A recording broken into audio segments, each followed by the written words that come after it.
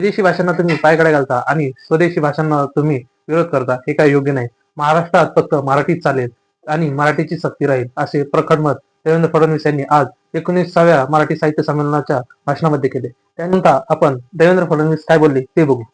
एक मुद्दा सातत्याने या ठिकाणी येतोय की भाषा सक्तीची कुठली. मी या राज्याचा मुख्यमंत्री म्हणून सांगतो, महाराष्ट्रामध्ये फक्त आणि फक्त मराठी सक्तीची, इतर कुठली भाषा सक्तीची नाही, फक्त आणि फक्त मराठी सक्तीची. हा आता या त्रिभाषा सूत्रामध्ये इतर कुठली भाषा शिकली पाहिजे त्या संदर्भातही आमची भूमिका होती की या संदर्भात सगळ्या भारतीय भाषा त्यातली जी तुम्हाला शिकायची आहे ती तुम्ही शिका. आता प्रश्न या ठिकाणी एवढाच निर्माण झाला की कुठल्या वर्गापासून शिकलं पाहिजे. आता एक आमच्या महाविकास आघाडीच्या सरकारमधला एक अहवाल आमच्याकडे आला. त्या अहवालावर त्यांनी काही कारवाई केली होती. त्यात पहिलीपासून सक्तीची म्हटलं होतं, तेच आम्ही पुढे नेलं. पण त्याच्यानंतर अनेकांचं मत असं पडलं की पहिलीपासून सक्तीची योग्य नाही.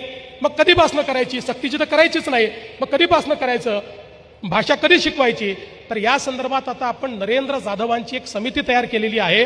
त्यांना सगळ्या क्षेत्रातल्या लोकांची, सगळ्या एक्सपर्टची, साहित्यिकांची चर्चा करायला सांगितलंय आणि मला त्यांनी त्या ठिकाणी सांगितलंय की त्यांचा अहवाल अंतिम टप्प्यामध्ये आहे.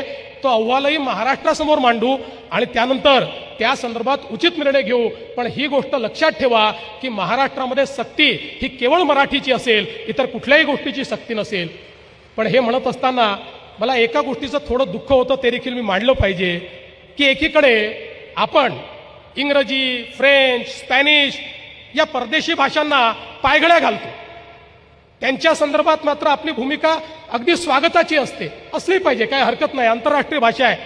पण विदेशी भाषांना पायघड्या घालायच्या आणि इतर भारतीय भाषांना मात्र त्या ठिकाणी विरोध करायचा, ही देखील मला असं वाटतं वृत्ती योग्य नाहीये.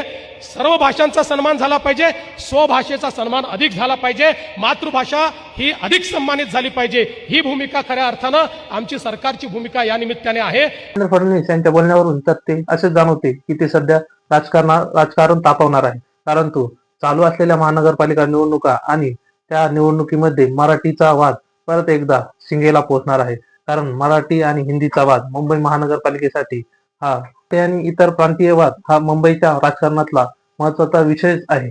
परंतु आता सध्या याच गोष्टीवरून देवेंद्र फडणवीस पुन्हा एकदा रान पेटून काढतात काय आणि विरोधकांना चांगली चपराक देतात काय, हे तर आपल्याला बघायचंच आहे.